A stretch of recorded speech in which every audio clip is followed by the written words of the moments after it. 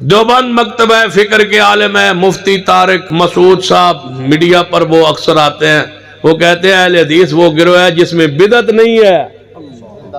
تو مقلدین میں بدعت کی بیماری زیادہ ہے، اور اہل حدیث اکثر بدعات سے بچے ہوئے ہوتے ہیں۔ اکثر میں نے دیکھا ہے کہ وہ بدعت سے دور ہوتے ہیں، ان میں بہرحال یہ خوبی ہے۔ مفتی صاحب مہربانی، شکریہ، اللہ تعالیٰ تو انہوں اور دو چار سچیے سچیاں گلاں کرن توفیق دے وے، تو میں دعوت دیتا ہوں کہ آپ اہل حدیث ہو جائیں۔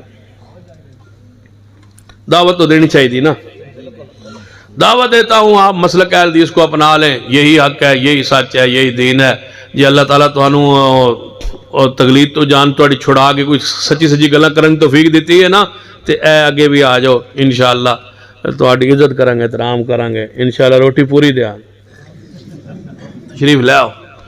یہی مسلک حق ہے، یہی دین ہے، یہی شریعت ہے۔ جب کہتے ہو کہ اہل حدیث میں بدعت نہیں ہے تو پھر نال ہی آندو ساڈے وچ ہیں تے تواڈے وچ ہیں تے پھر اوتے چاول کھاندے کیوں پے ہو؟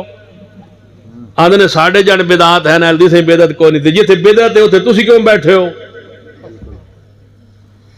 دیکھ دے وچوں دو چار چاول چا خرید پتہ لگدا بے گلے نہیں یا کوئی نہیں گلے، ہنے تو پتہ لگ جاندا ہے۔ جدو آندے ہو کہ ہمارے میں بدعت موجود ہے، اہل حدیث میں بدعت نہیں ہے، تو پھر کیوں ہو وہاں؟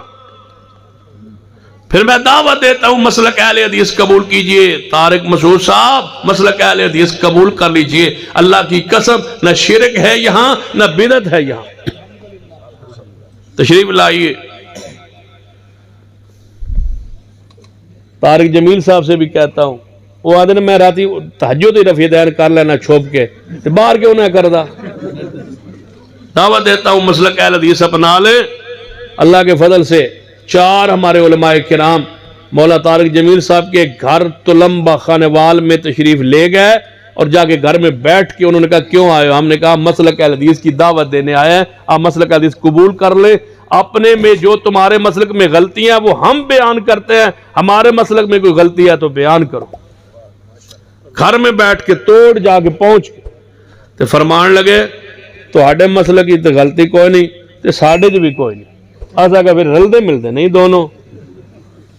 کہنے لگا ہم نے کہا ٹھیک ہے ہمارے میں نہیں ہے، کہتا تو ہاڑے جو کوئی نہیں، میں کہ سان پھر اجازت دیو اسی دس دیں تو ہاڑے جو ہے۔ کہنے لگا اے رہن دو چیپٹر، یہ نہیں کہا وہ بیان کرو، اتنی ہمت نہیں کہی۔